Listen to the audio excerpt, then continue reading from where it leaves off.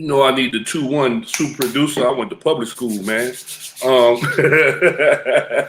what's up, everybody? We are live, and we are back. Well, it's a back-to-back week. You know, normally we don't do a lot of back-to-back weeks on Brown and Balance, but hey, we're here again. I'm your humble, gracious host, you know, Josh Davis, man, founder of Brown and Balance. We're here. We have a, man, it's going to be a hell of a show today, guys. We got some heavy hitters. We going from the West Coast to the East Coast, man, and it's going to be just one of them shows. Super amazing people. We have our newer segment, Black Artists Matter. We have our next guest. From that, we have an amazing bartender as our featured bartender, somebody I'm just very near and dear to my heart. It's just gonna be one of them shows. But you know, before we get started, you know I'm gonna start this show like I start every show. Rest in peace to Big George Floyd. Rest in peace to Ahmaud Arbery. Say her name, Breonna Taylor. Today is actually a special day, guys. After Brown and Balance, you know, we usually on here till about 2:30, 3 o'clock. You know, a little later Eastern time. But today is the day that chump that killed and murdered George Floyd. Make sure you say it right. You know, George Floyd wasn't just killed. He didn't just die. That was murdered by the hands of that racist police officer. He's getting sentenced today. That chump tried to get a motion to get a new trial, and the judge said, nah, fam, we good on that. He will actually be getting sentenced about the time that the show ends. So literally, as soon as this show ends, I'm going right to my TV and I'm pulling up CNN and checking that out, man. So prayers to the Floyd family and everyone else that was affected by that tragedy. You know, this is the start. It ain't over, y'all. This is just the start. This is just the beginning. There's a lot more justice that needs to be had in this country due to the fact that unarmed Black women, I'm gonna make sure I say them first, Black women and men being killed. We don't focus on the Black women that are losing their lives like we focus on the males that are losing their lives. And I got a problem with that. We need to protect our Black women. Like I've said on a few shows before, we got some amazing Black women that'll be on the show today, which I can't wait for, as we try to do every week, you know, highlight and definitely give them their flowers. So also, you already know the commercial, guys. You know, Campari community, hit them up, Instagram them right there. Instagram, Campari community, get involved. Shout out to one of our guests that's on the show today. She actually pushed a photo of something that she received in the mail from Campari community. So by all means, you see it on the bottom. It's on the screen, guys. Jump on, get on that mailing list. She received a really dope gift on the mailing list, man. So with that being said, that's enough intro. Let me get out the way. Our first guest, she's a returning guest. She's been on this show 82 times in 2 seasons. She's been on the Instagram. She's taken over our Instagram. She is the Swiss Army knife of the Brown and Balance family. We're going to bring Miss Mia Love on the screen. You know, like, have y'all seen Friday? Anybody out there? I hope y'all seen Friday. We're going to rename Miss Mia Love the Baby D. She does everything. She sell dope, do hair, all that out the same house. She does it all. She was on last week with her business partner as a mobile bartender, but she's back today to talk about credit, to talk about meditation, entrepreneurship, and all that other good stuff. So, Baby D, it's on you. Thank you. I appreciate that introduction. You know, remember that show? I hope you're old enough to remember that show, In Living Color. Of course, I remember In Living Color. All right. Well, they had that segment, Hey Man. Well, I'm West Indian, so in true West Indian fashion, I got 20 job, man. So I'm going to talk to you about this one right now. We're going to get into a little bit of credit and cocktails. It is still early here. It's 11:05, but I know it's 12 o'clock somewhere. So we are going to get with the credit and get with the cocktails and just talk to you a little bit about credit post-pandemic. You know, a lot of times I give tips and tricks on credit and things like that. But today I just want to talk about post-pandemic, people kind of getting back on track and figuring it out. So first thing that I'm going to remind everybody to do is just check your credit report. Annualcreditreport.com lets you check your credit report for free. So just jump on that site. If you don't remember it, it's fine. You can DM me on Instagram and I'll send all this stuff to you. No problem at all. There's going to be a lot of mistakes on your credit report now because a lot of times people weren't able to stay on track with stuff. And a lot of your lenders had programs that were available during COVID. So make sure that you're taking advantage of those. But remember, if you don't ask, they're not going to tell. So you have to step up and say, hey, did you have any programs or any relief programs for me to be able to get these negative items off, release these late payments. And a lot of times they exist, we just don't ask. So make sure that you do that. And then also, if there are things on there that are not going to come off, get help from a professional. It doesn't have to be me. It could be anybody that somebody else on your row, but talk to somebody that's going to help you. Talk to Josh. No. I wasn't raising my hand for that. I wanted to say I hate interrupting you, but when you said talk to someone, I want to emphasize a professional. Don't talk to your cousin that do credit. Okay, go ahead. I just want to throw that out there. That's all. No, that's true, because listen, you got to make sure that you talk to somebody that can talk their experience, that walk the walk. I tell anybody that asks. I learned about credit because my credit was jacked up. I had a wage garnishment, a tax lien. It is no secret. You can read my bio. I tell the truth about this. Had a great salary, was messing off my money. As soon as I got it in my hand, it was burning a hole in my pocket. Didn't know what I was doing. And then I got a letter from HR letting me know that 25% of my check was going to be gone.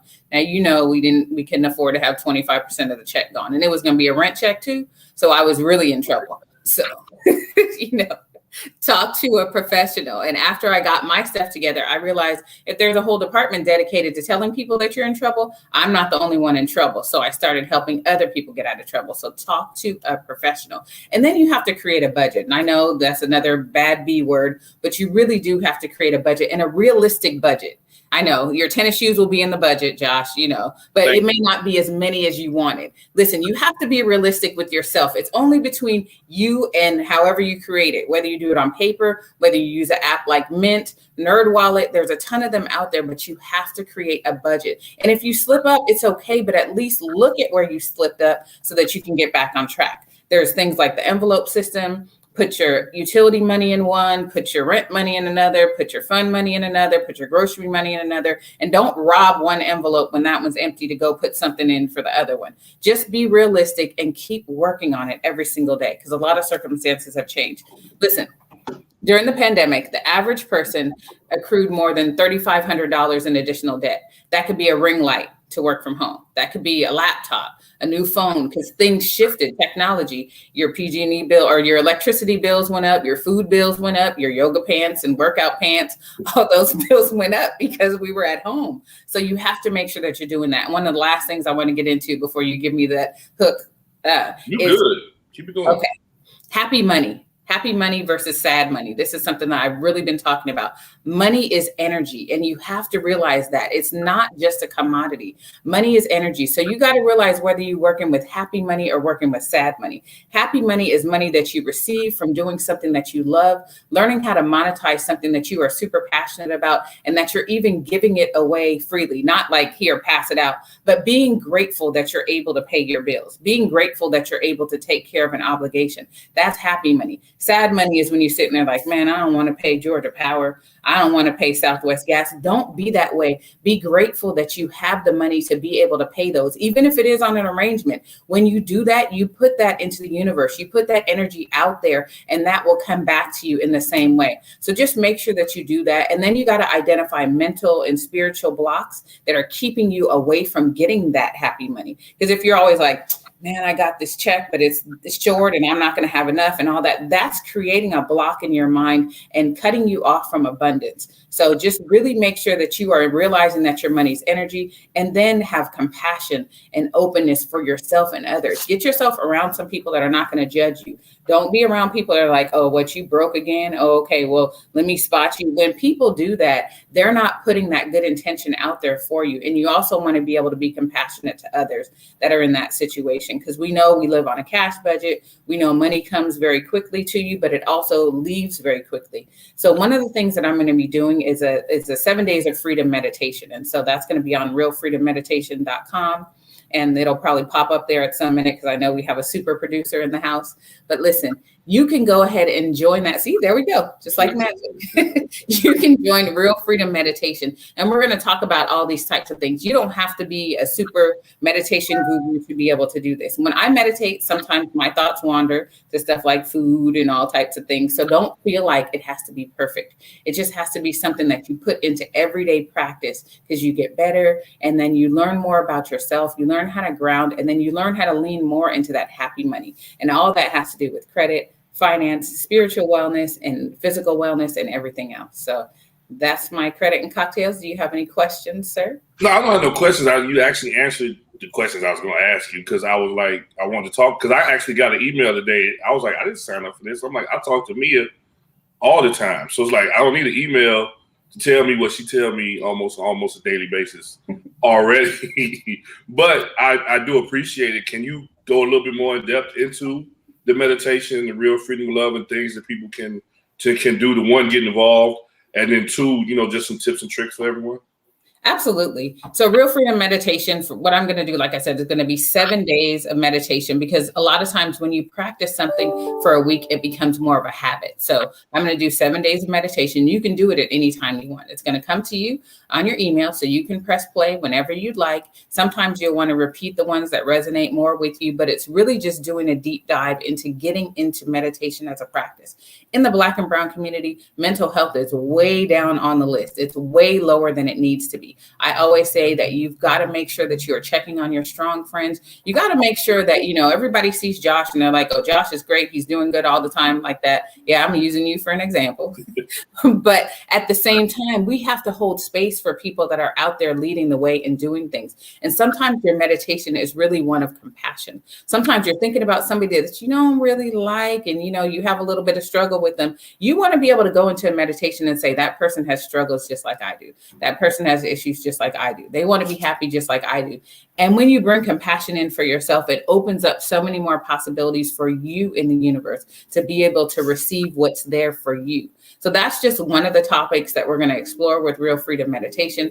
We're going to talk about triggers with money. I say all the time, if you grew up in a house where you said to your mom, I want McDonald's, and her response was, do you have any McDonald's money? That's a trigger. Right? Because then when you get the money, you're going straight to McDonald's, and that leads to all kinds of other stuff. Now your eating habits are not really where they should be, because you're like, ain't nobody going to tell me I can't have McDonald's.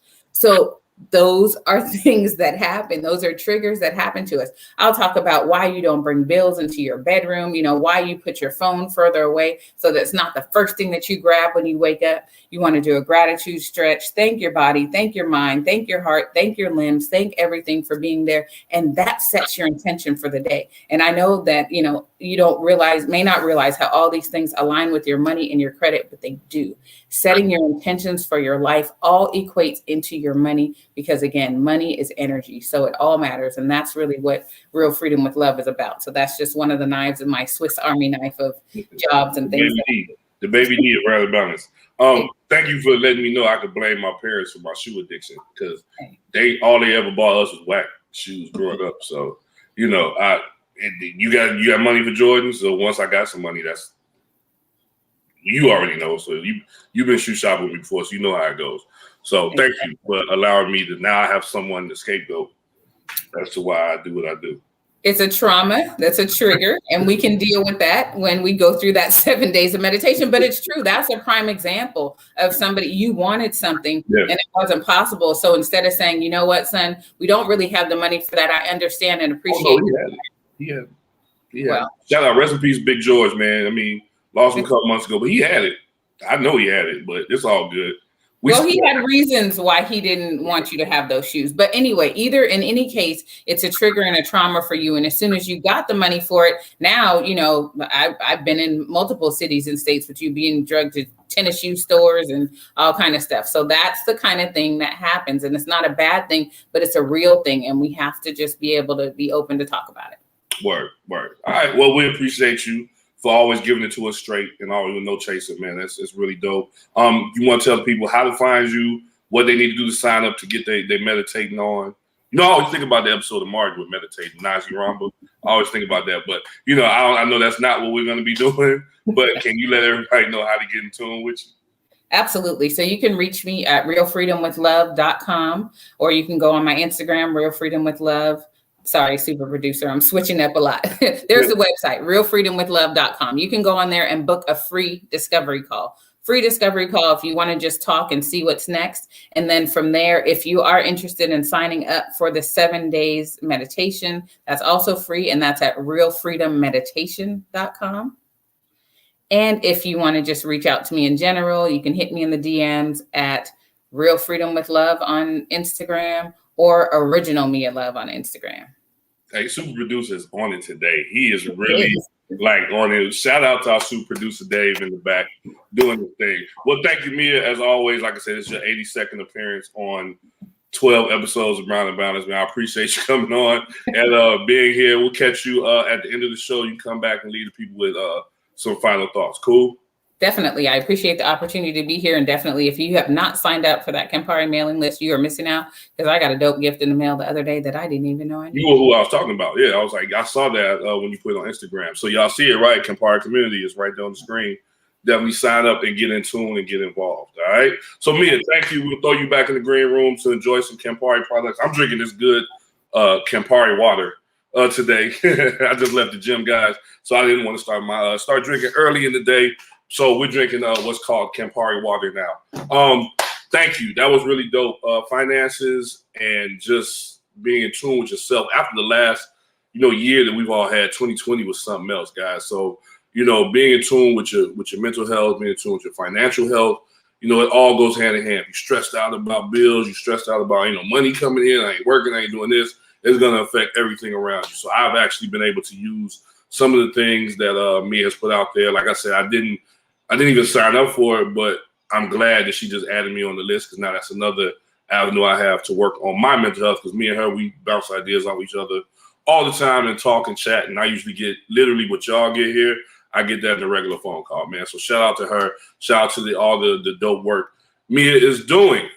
So with that, we had last week's episode. It was the Juneteenth celebration, man. I hope everybody was able to get out there to have some fun on Juneteenth. If you did not get the opportunity, two producers are, I didn't even have to give him the note. Like, he's on it today, yo. The Juneteenth PDF that myself, along with the Lush Life team, along with our friends at Campari, and the dopest graphic designer in the world, Miss Kasira Hill, we all put together. If you have not downloaded it, download it, use it. It's resources that will teach you about Juneteenth. It's resources that will teach you just about the Black community, things that have gone on in the Black community. It's books, it's TV shows, it's just everything you want. And then the cream of the crop, you're going to see all the amazing bartenders from season 1 of Brown and Balance, and you're going to see all the amazing special guests from season 1. And I left a little note in there for you guys. So by all means, if you have not downloaded it, man, jump in there, download the Juneteenth PDF, man. It was amazing. And if you didn't get the 2020 one, I suggest you download that one too, because that way we have 2 of them. So, we're going to continue this on and continue, putting people in that limelight and having more fun. So with that being said, let's move to our second guest. Our second guest with an S.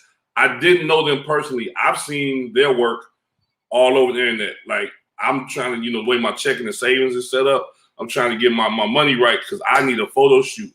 The Black Artist Matter segment is next, and I don't want to introduce them singly. I'm going to just say we're going to bring the Mayos on the screen, man, because they are the dope photographers I know. What's happening, y'all? How y'all doing? Hey, good, man. How you doing? I'm just trying to get my checking and savings right, man, so I can get up there. You know what I mean? Like, I got to be, hey, y'all are, I've seen y'all work long before I knew who y'all were. And it's amazing work. So I'm not gassing y'all. I'm just telling y'all, like, the work you do is completely amazing. Like, everybody in DC that I know has had a picture taken by one of y'all. You know what I mean? So I'm going to get out the way. I just would love you guys to tell your story, how you got into photography, what you were doing before, if there was something before photography you were doing, and just a little bio on yourselves. Facts. I'm going to say this, though. Just come to DC. We got you, bro. You already know. Just come to DC. Mia, tell Mia she can come to DC. We got you. You know what I'm saying? We're going to take care of it. Don't even worry about all that. You already know. No more. Got it. So, you want to start? No. You want me to start? All right. So, I can't say anything before photography, right? Because I still got my 9 to 5. So, I got that and working at Serenata in DC anyway. So, for us, I think our photography journey started about 10 years ago, 10, 11 years ago, right? We honestly took $300, bought a digital camera, and we were just like, yo, we just gonna have fun with it. At the time we had 2 kids. Now we got 3. And we just want to capture some moments, do some, take some photos, just have fun with it, new digital camera. Like I said, $300 out the pawn shop. And then we both already had a love for photography, because when we met over 20 some odd years ago. We both had cameras. We would take pictures of each other the whole nine, right? And then my cousin was like, I'm doing a fashion show. I need y'all to shoot it. I'm like, I ain't never do a fashion show. Anyway, she gave us a push. She liked what we did. She was like, y'all need to start a business. I was like, we don't know anything about that. So here we are, like 12 years later. We started off, we had a different name for our company where we did mainly weddings, portraits, headshots, lifestyle photography. And then when the pandemic hit, we transitioned and we started getting into really shooting more food and beverage and everything like that. Word. Yeah, back in 2018, he always comes to me and says, I have an idea. But the wonderful thing about his ideas is he always follows up. He doesn't just say, I have an idea. Like, some people just say that.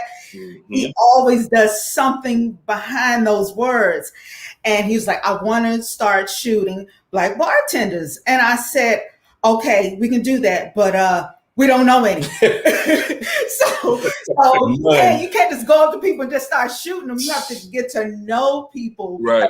Having a business for over a decade now, everything comes down to relationships. We are a luxury. You can't, it's not like Target where people are coming up to the counter and saying, hey, I want 2 photo shoots. Okay, here you go. No, you have to get to know people. You have to start relationships with people and friendships with people. So we, started going to the restaurants more, going to the bars more. And we met Mike Holiday down at Founding Farmers, and literally we hit the jackpot because Mike funneled into Capri Robinson, and then Capri funneled into Danae, and then those 3 funneled into AJ, and then literally it's just a whole camaraderie of everyone knew each other, but we knew the best of the best in DC. These weren't just people just shaking tins. These people knew their craft. Right. Right. And that's what you want, people who know and love and have a passion for what they do, because we have a passion for what we do. And then literally we, doing headshots, we're doing videos, and both of us started out as photographers. Now I've been around photography my entire life because of my grandfather and my uncle. So it's always just been a hobby, but a business, that was like the furthest thing from my mind. And when we met each other, it's not like he was a photographer, I was a photographer. Was just that hobby that we just like to do. Yeah. And then it just, of course, it started more and more. And like he said, with, his cousin saying, look, you all are a business. We're like, no, we're not. He's like, yes, you are. And that just funneled into us going into more weddings and more events. But then when it transferred over we transferred over into the food and beverage industry, we officially changed our name on Juneteenth of last year. So we celebrate our 1 year anniversary of the food and beverage industry, and just how relationships literally are everything. And we just keep giving, because ultimately we don't do it for the money. This is what we love to do. But money is good though. Money is great. Yeah. We needed to survive on this earth. Yeah. But it's what we love to do. It's not our driving factor. And that's why we put so much into it. Well, it's the same as what I do with Brown and Balance, what I know with AJ and Mills and everybody else. We all do all these different events. Things we do is because we just love doing this. Like you said, we love getting the money. I'm gonna take it if you give it to me, but I just enjoy exactly what comes from what we do. You know what I mean? So, and I was just listening to you guys. So since you said it started as kind of a hobby, but you've been around and turned to a business, like what's the motivation? Like I consider myself a professional iPhone camera picture taker. I get busy on the iPhone. Right. I know I can't do what you're doing. Now that I've done events, I see photographers, you're doing like 30 or 40, 50 pictures just to get that one right one. Like what's the motivation to be able to do all that? You might do one event, take 1,000 pictures and then you're going through them and all that time and effort and sweat equity that you put into getting down to those right ones that we get to see online. Like, what's the motivation behind that? Well, motivation is the storytelling, bro. Okay. Like, real talk, it is. I think that's literally what drives us is the storytelling. Wow. Especially when we still do weddings. Events have stories to them. No matter what kind of event it is, there's a story to it, right? So I think it's about the storytelling. It's about capturing that moment. It's about capturing things that people might not think about. Okay. Or, like, whoa, when did y'all get that? Like, real talk, my wife being a little bit humble. She's the videographer, I'm the photographer, but she's a straight up ninja. Like, I thought I was, she's a ninja. And like, I would look at her working, I'm like, yo, when did you shoot that? She's like, don't worry about it. So it's the motivation of really capturing the essence of what's going on at that particular time. And we like really take that even into our work when we shoot portraits, when we shoot lifestyle, like some of the photos that we did with like with the bartenders. And no offense to anybody, right? Our focus was to highlight, and it's still to highlight, Black bartenders, because before we even met AJ, before we met Capri, before we met Mike, there was a desire to see us, you know what I'm saying, showcase. Nobody can tell Black people's stories but Black people. And I'm going to say that, and I'm not being offensive to anybody. You don't have the lens that Black people have into our life story. And I'm unapologetic about that. I'm so unapologetic about it. And I'm going to stand on the 10 toes down. Black people need to tell Black people's stories. And that was our driving factor, was that we wanted to work. We're not excluding anybody out. I'll leave it at that. And that was our focus, is storytelling the whole. That's our motivation, is to highlight us doing dope things. I got to keep it clean. I get it. So yeah. No, you know what? Look, y'all are the Brown and Balance of the photography world. Dope Black people doing dope shit. Now I broke the streak. Thank you. It's been 2 seasons. I ain't cussed. I had to put that out there because I feel what y'all are doing. Like, that is amazing to me, because you have some of us in our industry that do that feel the same exact way. And now to hear that in a whole nother industry, you all feel the same way. I salute. I'll take my hat off, but I ain't been to the shop yet. So salute to y'all, man, for real, because I love that saying. I've said it over the years. A bunch of us all have said it, and to hear from y'all is amazing. So anything you would need from us, you already know I'm here. I got you. Listen, we already we established that. Yeah, anything, bro, because this is amazing, man. Who's some other like Black photographers you guys like might take inspiration from? Well, oh, she in it now. She lit now. She in it now. Yeah, I'm always on the other side of the camera. I'm only on this side of the camera once or twice a year. But it's like you asked the golden question, because we cannot go through, these 15 minutes without mentioning our mentor, because when we started our business and we had the drive, we had the passion, we had, most of the skills, but the person who connected the dots for us was our mentor and teacher, Daryl Todd, in DC at the Bakery Studio as part of Footprints. And what happened was when he took the class first, and, I'm like, what are you talking about? He's like, I'm going to take this class. So he took a photography class for 6 months. And then when he finished, and it was such a camaraderie, and, some awesome photographers in DC that I didn't even know existed, because everything is about access, and when it came down to it at the end, he said, okay, now I want you to take it. I'm like, and I'm so methodic because, I'm a school teacher by trade of over 2 decades. And I'm like, when is the class? He was like, it's Thursday nights. I said, for 6 months. I said, I don't know. Can it be on Saturdays? I'm trying to dictate when his class should be. Can it be on Saturday? He's like, no, his class is every Thursday for the next 6 months. I want you to take it too. And after the first class, we didn't even take our cameras out. He just talked for 2 hours. And I was sold, you know, and every Thursday after that, I'm like, all right, everybody get out of my way. I got to go to class. And he literally connected the dots for us. So in our business, everyone, you know, we're photographers, but everyone kept asking, do you do video? And we're like, no, but we know some videographers, you know, we don't do video. But because people kept asking, it's like, okay, I'm going to have to, you know, make that change. And then I took the first class for videography. Now I'm on the cinematography too right now. And literally Daryl Todd and his team, you know, literally connected the dots for us. Word. That's dope, man. I appreciate that. That mentors are so important. And just, you know, again, it wasn't like an official mentor thing. It was just one person looking out for the next. Yeah, that's the most important thing, especially with Black people. We have, hey, dog, come here, do what I'm doing. You know what I mean? And I got that's a beautiful thing. So I know you guys pull some work, but before we get to the work you guys pull, what's the hardest thing about doing cocktail and food photo shoots? Oh, good question. That's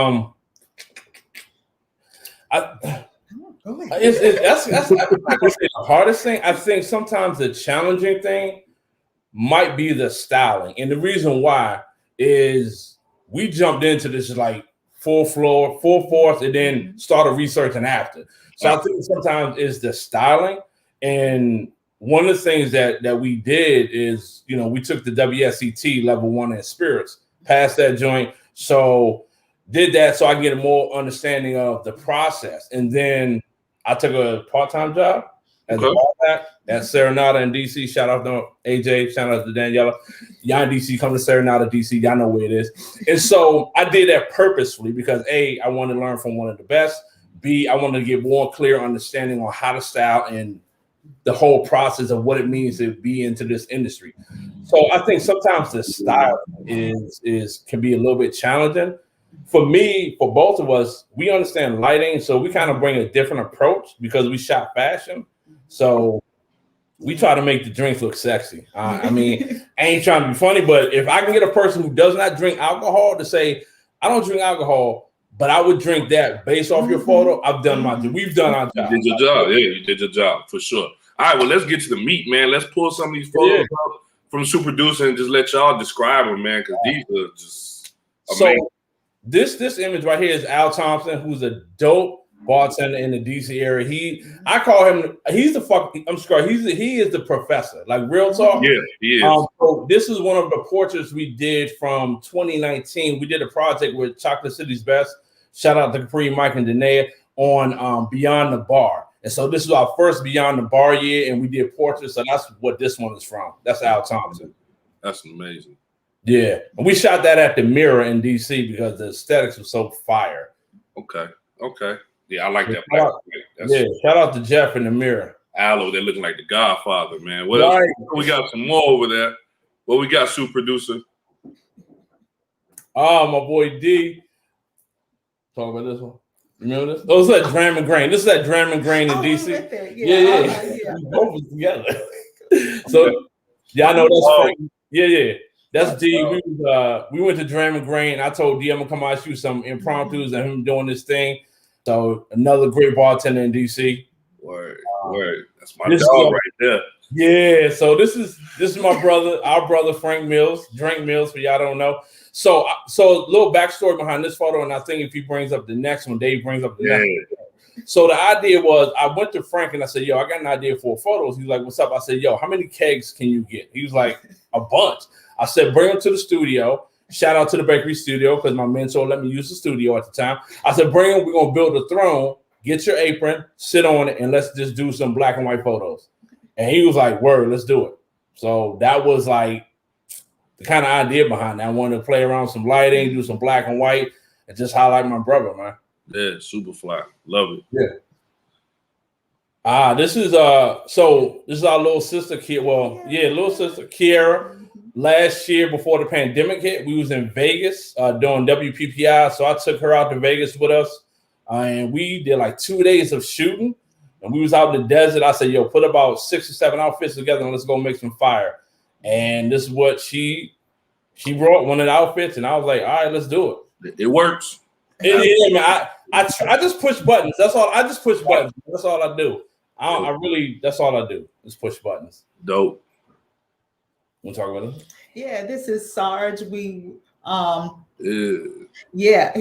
one of the awesome bartenders that we have met in the past 2 years, and he is just hilarious in the sense of, when he was making a drink for my husband one time, he was just like, wait a minute, I didn't order this. He was like, look, just go with me on the journey. Just go with me on the journey. And I mean, I just love how all the bartenders we have met, they're just such givers in so many ways, so many ways. They're just all so dope, and they're just really awesome. This is one of the headshot sessions that we did. Yeah. Word.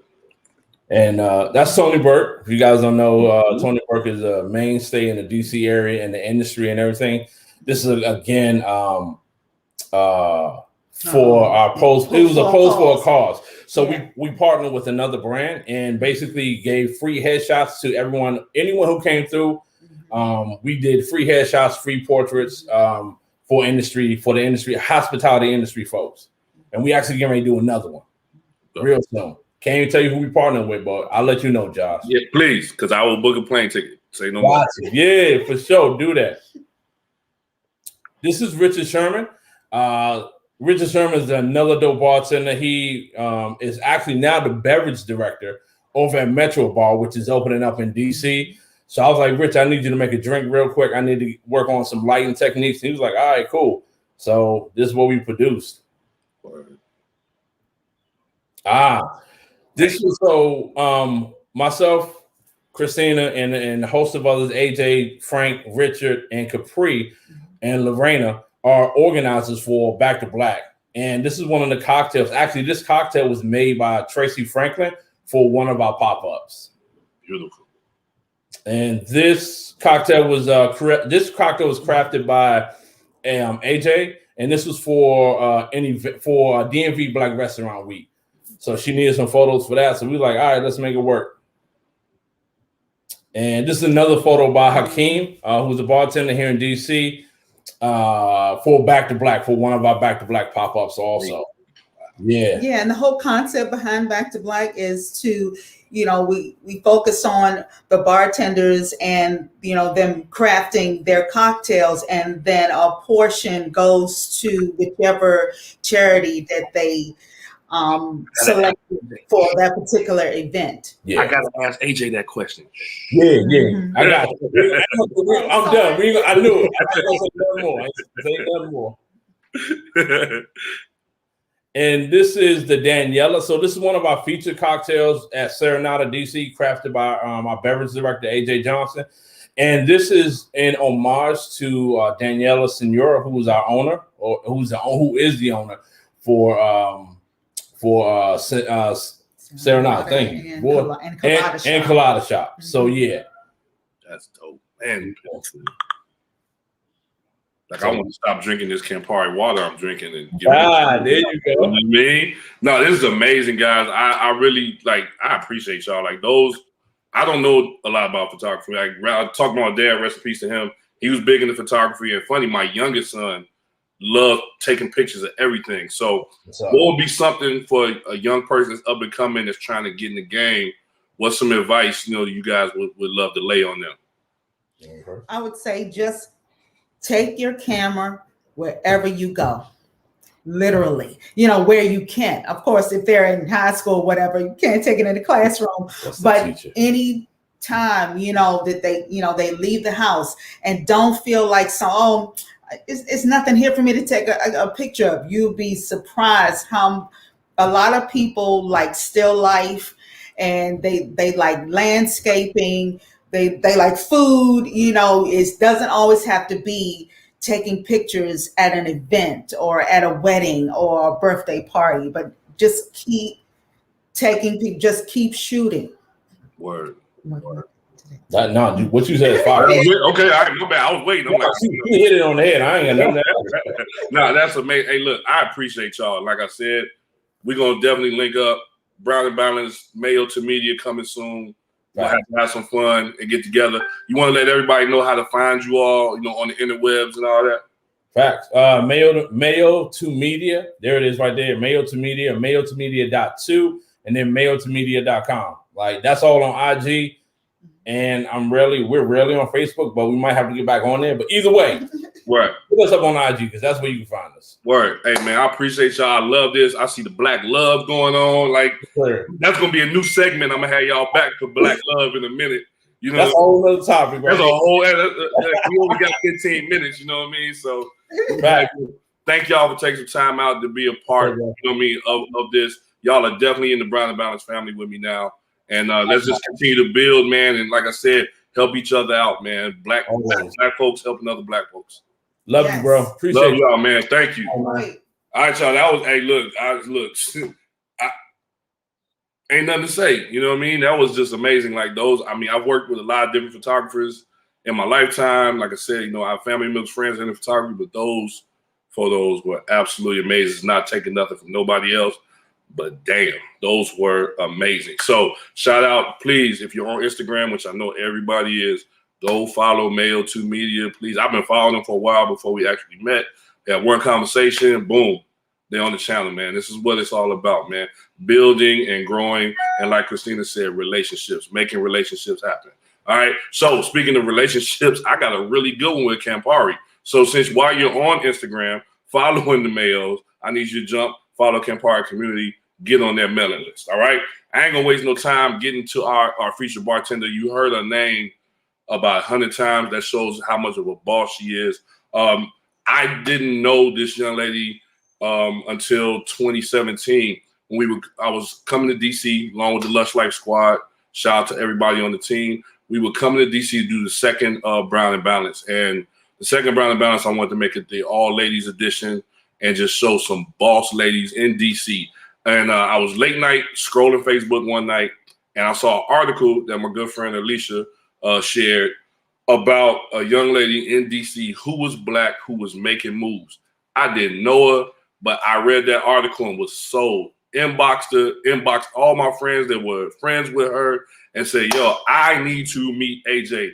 One conversation with her, hey, I'm bringing Brown and Balance to DC. I want you to be a part of it. We highlighting Black bartenders. What's up? Didn't know each other at all. She said, well, I ain't gonna say exactly what she said because I don't want to lose partnership, but she used a couple words and then she said, I'm in. So without further ado, I'm gonna bring my friend, my sister, my homie, Miss AJ Johnson to the screen. What's up, man? What's up, man? How are you? I'm great. I find that so funny. I'm not gonna say exactly what she said, right. But then, yeah, that's fair. Like, she used some words I like to use, but that's how we talk. You know? Yeah. You know what I mean? So, first of all, how are you doing? How's your mental? How's everything going for you? Going okay. It's been crazy. I mean, DC kind of like reopened, right? May 21st. And so we've also sort of created different concepts within our Serenata sort of bubble. And so it's been a lot of work. So at any given day, I'm running 2 bars. Sometimes I'm running 3 bars at the same time. But I've got a fantastic team. So they're keeping me straight and in line. For sure. Word. Love it. So let's talk about you. Let's talk about AJ leading up to when I met you instead. How you made moves, and then we'll just go after that. We'll go from that. Most definitely. So I think the article that might have gotten shared to you was the one in the City Paper about how I just sort of made a blanket statement, right? And not coming from anything of my own opinion. What I had done for a few months prior to that was reach out to a lot of my bartender friends, my industry friends, anybody working door, anybody that's ever been on a line, and was just asking sort of what your experiences were in the hospitality community in Washington, D.C. An article had surfaced from the Washingtonian Top 100. And so I was very curious to see, like, wow, out of 100 restaurants in D.C., Maryland, Virginia, there were no Black owners. There were no Black chefs. And so I was just sort of going back through the years and saw that there was only one. Can you hear me? Yeah, okay. I saw that there was only one Black-owned restaurant in that 100 for at least 5-6 years going back. And so I was a little taken aback by that and just wanted to sort of see why we weren't more heavily represented in the culinary industry in Washington, D.C. And I think that's the article that you would have seen.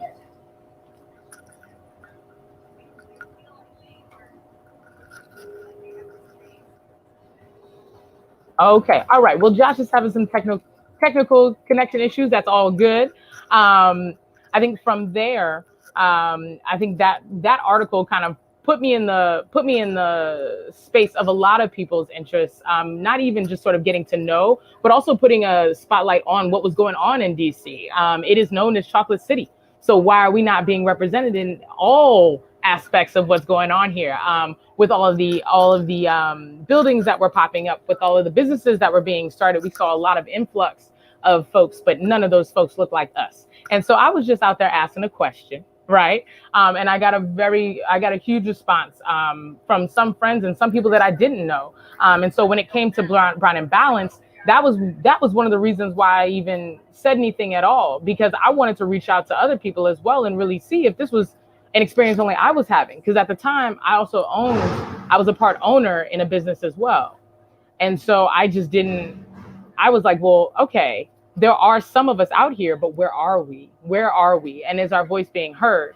And I can't thank, Josh enough for Brown and Balance. I can't thank Lush Life enough for Brown and Balance, because those women that you put me with there, I mean, I'm at a point right now, like, we make bread together and we break bread together. And that is what it's all about. I still, to this day, that's my family. Those are my sisters. Roby is here with us over at Serenata. Lauren, we do events together all the time. Capri is one of my partners in Back to Black, who also, moonlights here on the Spritz truck here at Serenata. So it was building that camaraderie and being in that space with those women, because I had never met them. You found them for me. And so thank you, really, honestly, thank you for that experience, because you helped build my bar community here in Washington, D.C. So I appreciate you and all of that. Damn it, I was on mute. My bad. Yeah, you're good. What's crazy is I had only knew Capri and Roby. That was it. I didn't know nobody else. I knew Capri and Roby, and I was like, hey, Capri, like, yo, just link me with people. Capri linked me with Lauren. I found you.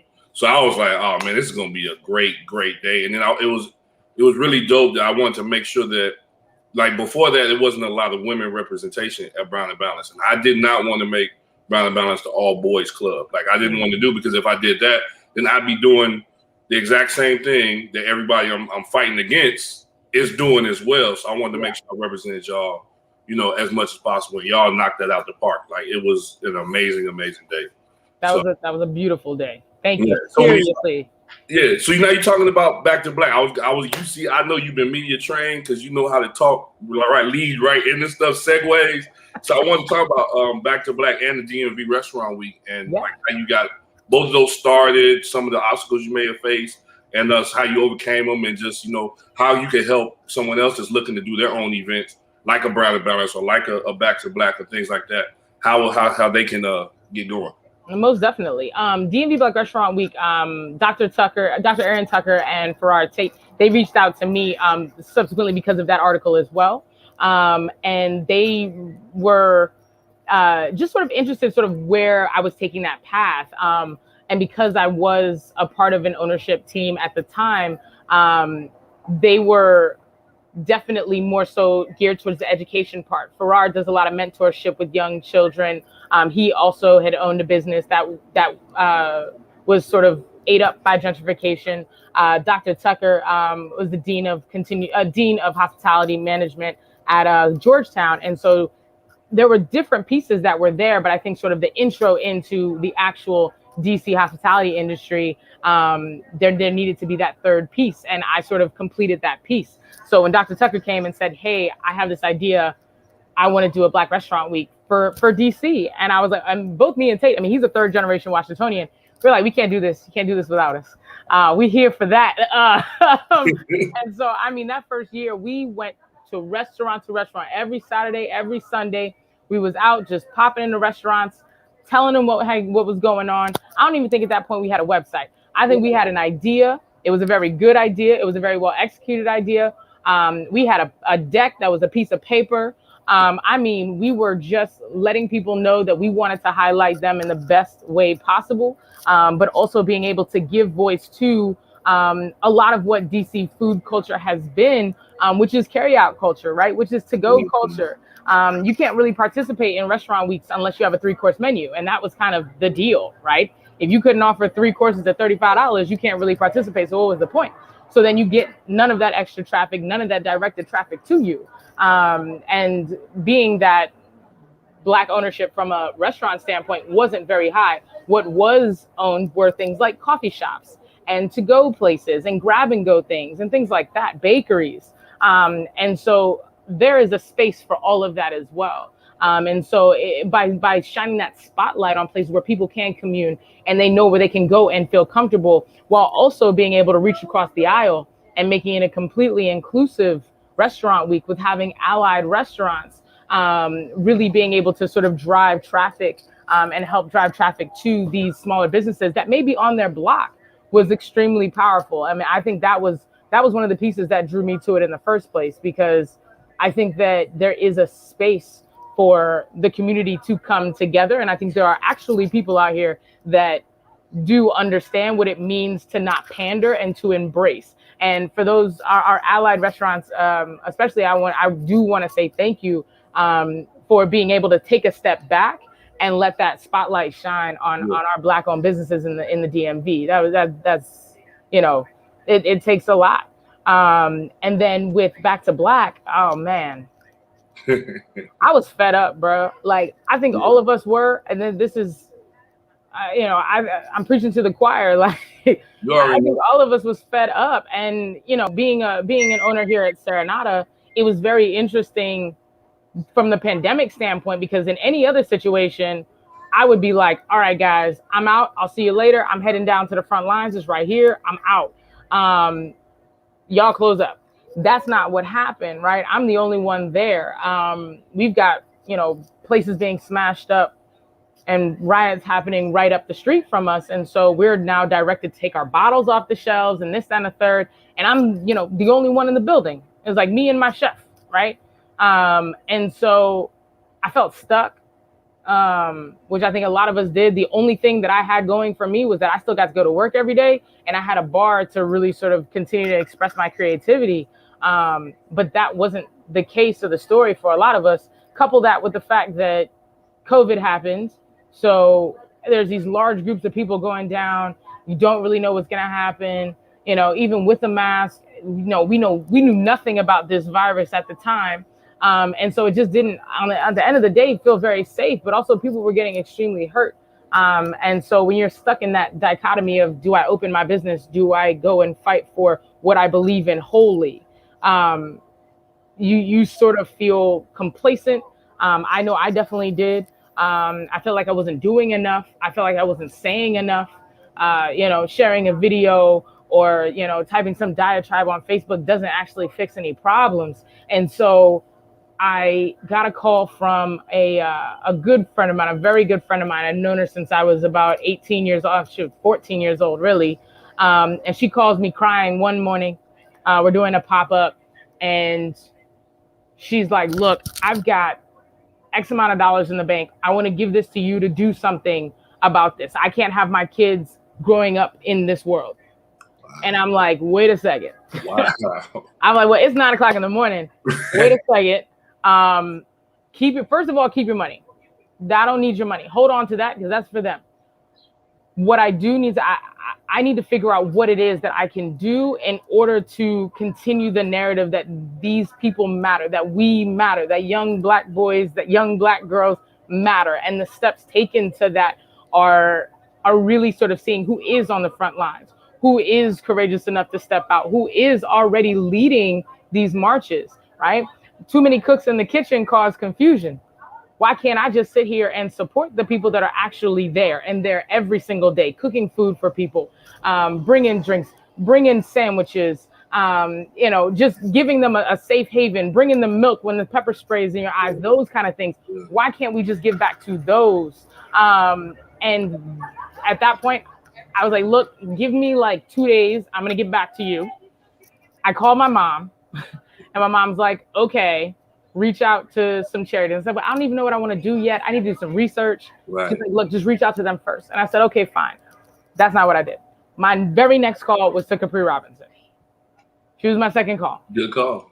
I said, exactly. Because if there's one thing I know about Capri, I know that Capri, more so than anything, is very, very strong-willed in her stance. Yep. This hurts her. She takes these things hard, and it's always heartfelt. And anything that she does and everything that she's ever done for the Black community is 100% to put our stuff forward facing. There was no other person to call outside of the fact that that is my sister, like that is my girl. And, you know, regardless if she was going to stand in this with me or not, I definitely wanted to get her thoughts on sort of what this could actually be, because she runs in that realm. She started Chocolate City's Best. I through White Plates, Black Faces and D&D Black Restaurant Week. Like, I love to be able to sort of give back to programming like that, because she was already doing it. And so it just made sense. And she said, yeah, I'm down. And so we racked our brains. Who's our next two people? Like, we can't do all girls in the same way where you said it can't be all guys for Brown and Balance. We were like, look, like we need to stretch this out, because a lot of what's happening, not all of it, but a lot of what's happening is to Black men. And so if we can't also bring our brothers into this, then, you know, we've got their back and they've got our back, and we want to continue to show that solidarity. And so obviously the drink, of course, right? I mean, yeah. right. So we hit up Frank. Frank's like, yo, I'm in.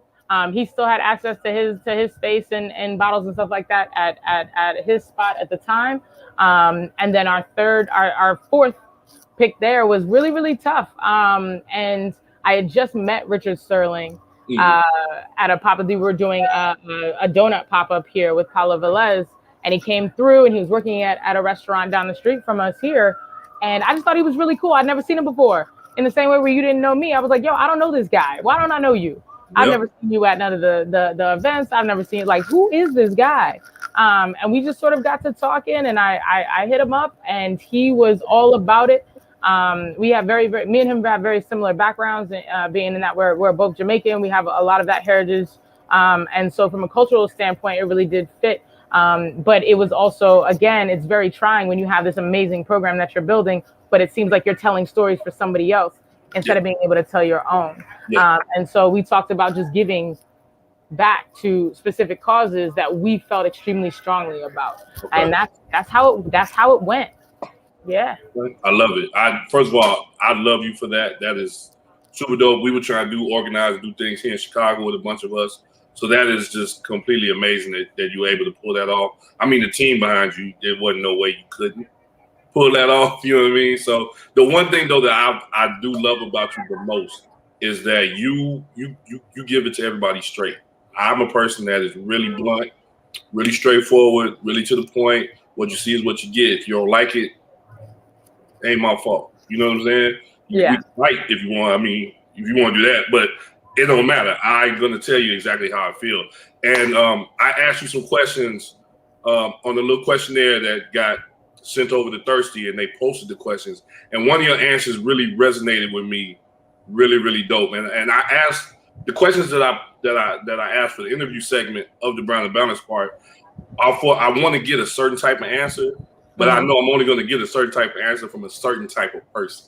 Yes, sir. And so I asked you a question about what can some of the quote unquote leaders and gatekeepers of our industry, what can they do to kind of get out of some of them old ways of thinking and kind of move more into this new way of thinking, more inclusive. And inclusive don't mean add one Black person, one person from the LGBT. Like that doesn't mean you're inclusive just because you do that. Truly, really be inclusive. Can you kind of go over your answer to that question? Because I loved it. As soon as I read it, I was like, "You're gonna make me have to find this, boy." Hold up now. I pull it up. Yeah, man. Hold up. No, because you kept it a buck. You was just like, yo, stop being racist. Period. You know what I mean? And that struck a chord with me because I'm like, someone finally said the answer the exact way I wanted to happen when I created those questions. Yes. All right. So I will say this to you, Josh. Do you have that in front of you right now? I sure do. You know, I pulled it right up in my emails. Of course you did. You know I did. I'm on my Charlemagne Joe Budden interview. You know what I mean? I got lists and stuff. I write stuff down now. You know what I mean? Fair enough. All right, there we go. I got you. Here we go. I think I have him right here. Indeed. Oh no! No! I don't got it. What did I say? I'm gonna read the answer. So for everybody, you know, there's a component of Brown and Balance where I ask interview questions, and then they go over to Thirsty and they get posted to Thirsty Magazine. Mm-hmm. So the question I asked, and I asked this is specifically for a reason, and I'll explain that at a later time. But I said, what do you feel the leaders can do better to provide equal opportunities and representation for Black, Indigenous, and people of color in the industry? My G, AJ said, honestly, it's time to stop asking this question. I dropped my phone because I was like, I don't need to read no more. Because I was like, that's what I wanted someone to say. But I'll keep going. The hospitality industry is riddled with racism, and asking this question only reaffirms this fact. It doesn't show solidarity or understanding as it's probably intended. Simple answer, don't be racist. Black people are not monolithic. Leaders should have the wherewithal to treat people with the respect they deserve as individual human beings. If a person fits the bill in terms of talent, hire them. It shouldn't be a hard concept to grasp.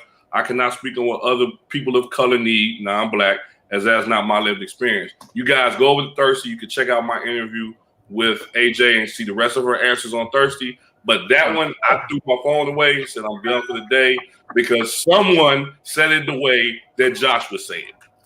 All right, fair enough. Okay, I love that. Thank you so much.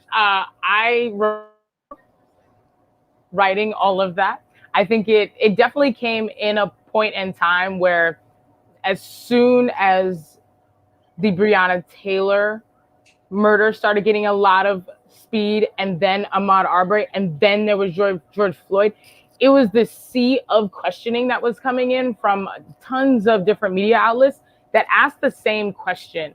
And I think that's sort of where that frustration comes from. And I will say, like, I do get a little bit spicy, and that's totally fair. I honestly, like, I knew you were going to read these, so I might have been in that way. But to say that I went in any other sort of interview situation and answered it any less spicy is not the facts.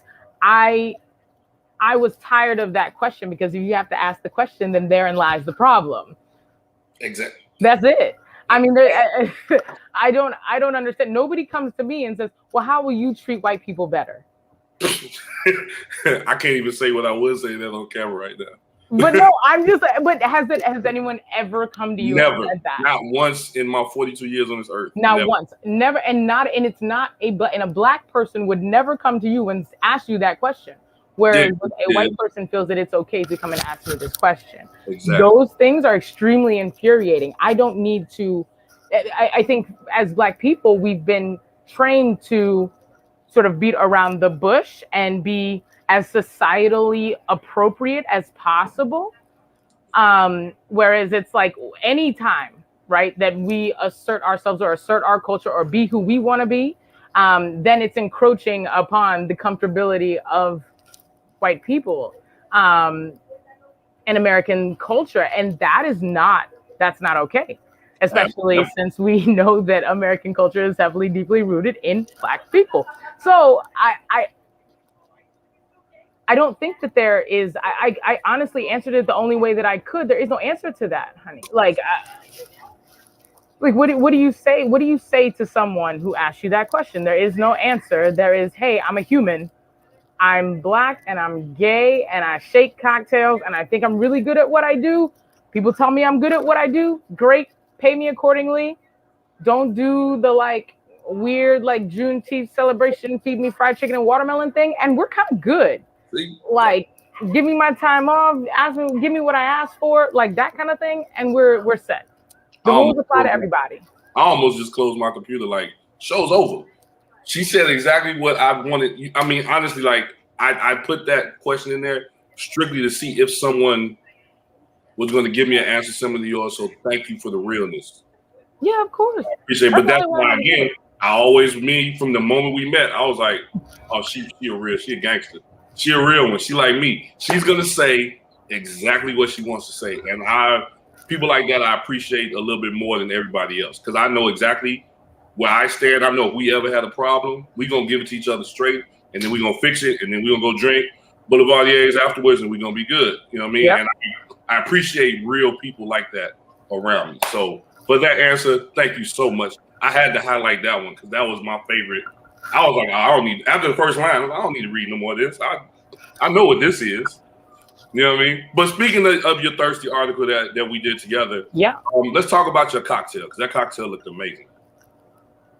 And I know you're already sipping on one. I'm doing this good, like I said, this good Campari water. You know what I mean? Indeed. So obviously I wanted to pay homage to you, to the one who shall not be named, aka Kanye West. Not my favorite person in the world, but he's Chicago and you are Chicago. So I thought that it would be amazing to really sort of just highlight Sky Vodka in this really fun way. And obviously using that butterfly pea flower tea simple to really sort of give me the blue color that I needed. With that, if you are going to make that, make sure you're not over steeping that simple. It is just a classic simple, but you want it to stay blue.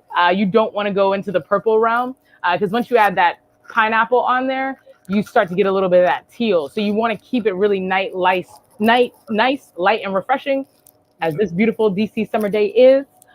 We have a little bit of a passion fruit nectar, pineapple juice, lime juice, right? And that little hint of lime juice sort of cuts the sweetness from the pineapple, and it's very, very light and refreshing. I love adding just a little bit of lime anywhere I can, usually. And obviously, like if you want to go that little bit of tropical vibe at Serenata, we do a lot of tropical cocktails, right? We are a Pan-Latin concept. And so not everything necessarily has to be in relation to the beach. But when you are really trying to create something with a little bit more of a vibe, do not be afraid of like taking that pineapple juice and maybe steeping it with a little bit of nutmeg or clove or cinnamon sticks and really sort of being able to exacerbate a little bit more of that richness there. And then, yeah, you shake that up. You have your egg white. You're going to dry shake, wet shake, pour. I do not have crushed ice in mine. I wish I did because on crushed ice, this thing is fantastic, right? It obviously adds the right amount of dilution that you need. And then you're just gonna, use a little bit of that sustainability there. Use your pineapple fronds for some garnish, pop a straw in there, and relax and enjoy. I mean, you have that really nice airy fluffiness coming from the egg white on top. Those are your clouds. The blue is your sky. I mean, it doesn't really need much more sort of introduction there or explanation there, right? Yeah. But it was fun. I mean, I haven't worked with vodka for a little bit, and so being able to take on this challenge with Sky and really sort of being able to recreate something that is very inherently myself and my business is awesome. So thank you for the opportunity for sure. Word. No, that's dope. I love it. So look, I know where you're sitting at, but I just saw a couple comments. It does look like you're sitting in the octagon. It look like you're about to put the gloves on and UFC it. I'm in my kitchen table. Where are you doing the interview from? So currently I'm doing the interview from our spritz truck. We were able to, through pandemic, and honestly, it was all virtual cocktail classes, this and the third. We were able to survive, but also sort of sock away a little bit to create a separate sort of 50-seat bar concept in the alleyway right outside of La Cosecha, called Spritz. So Spritz by Serenata, we opened it about 2 months ago. It's super fun. Everything carbonated, baby. And not in that like French and Italian way necessarily, like definitely using those influences. You can't create a spritz truck unless you got some stuff on there that obviously has that in the name, but sort of taking those things and being able to turn them into actual Latin cocktails and sort of keep with that theme of what we're doing inside has been dope, and it's on wheels.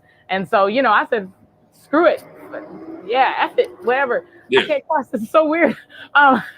If global pandemic happens ever again, we're on wheels, baby. You can't catch us.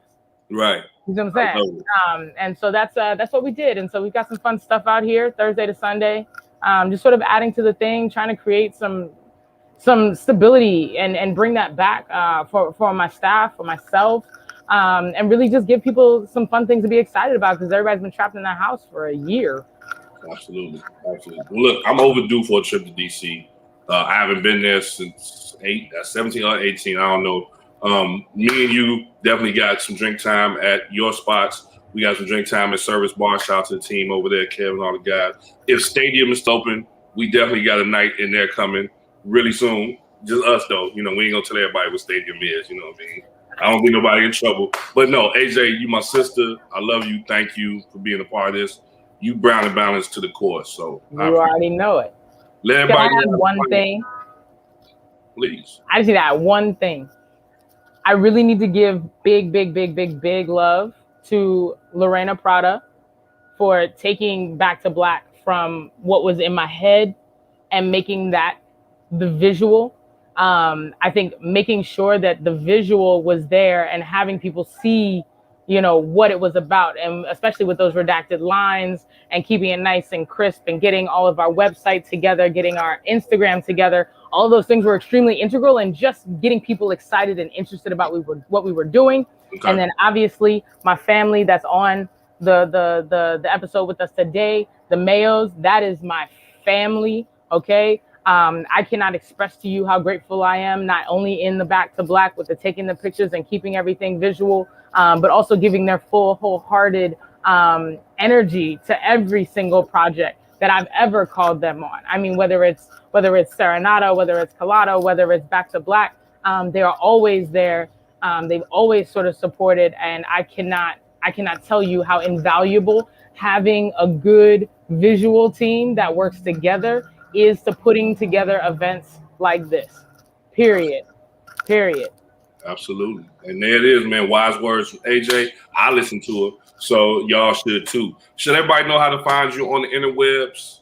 Indeed. So my personal is at White Plates Black Faces. You can definitely find us at serenatadc.com. That's the business page. And for Back to Black, we are Back to Black _pop-up on IG, and backtoblackpopup.com if you want to check out all of our past events and what we have coming forward. Word. Hey, AJ, I appreciate you. You definitely was the star of the show by far, because you. Thank you for being a part of this. You know, you and the family forever. Let's talk offline, and let's now the world's open and y'all got dude out the trap house, you know what I mean, in DC. Let's get back to what we do, you know what I mean? Yeah. All right, so we're gonna bring everybody back on, man. We at near the end of the show, man. This is dope. We done got credit. I done learned I can blame my parents for my shoe addiction. I got Black Love. I got AJ. I'm like, man, this is a dope show. So I'm gonna just let y'all have it before we get out of here. But y'all want to leave the people that's watching with anything before we go? Whoever want to go first, just jump in. I'll go first because I'm always talking anyway, just like my cup says, and I'm going to toast to all this good vibes only. I love all this dope beepness on the screen today. Thank all of you for, just sharing your amazing energy and just being here and being the light. Word. Mayos.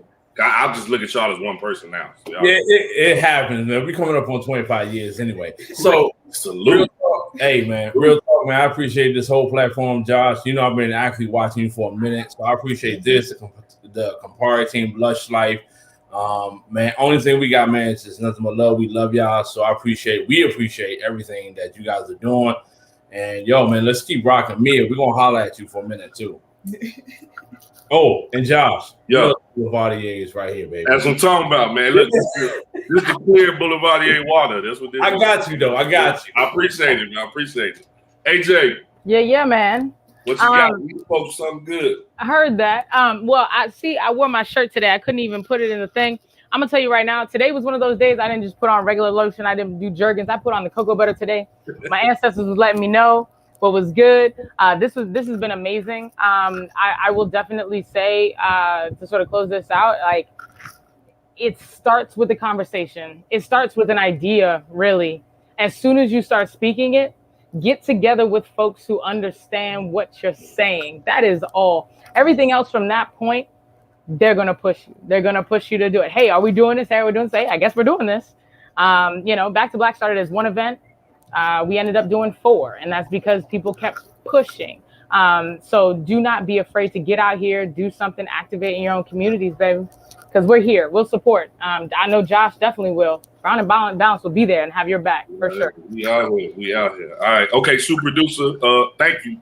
Because Dave always my screen be small after y'all got the big one, so I had to just throw him a little reminder. Yo, everybody, that was today's show. This was amazing. Like I said on Instagram earlier, Brown and Balance tank tops will go live in our Teespring store this afternoon. There'll be a normalized black bartender one and a Brown and Balance one, assorted colors. I'll make sure everybody has the link. If you guys want to order a tank top, it is tank top season. If you've been in the gym, you know it, but even if you haven't, just get a size bigger and y'all make it work. Join us on July 30th. We back. We got some Chi-Town flavor, man. Charlie Tally, one of the dopest mobile bartenders in the city, will be our featured bartender for the show on 7:30. So y'all got us 2 weeks in a row. Gonna take a little break. We'll be on IG, man, but we'll see y'all soon. And if that's it, super producer, we out.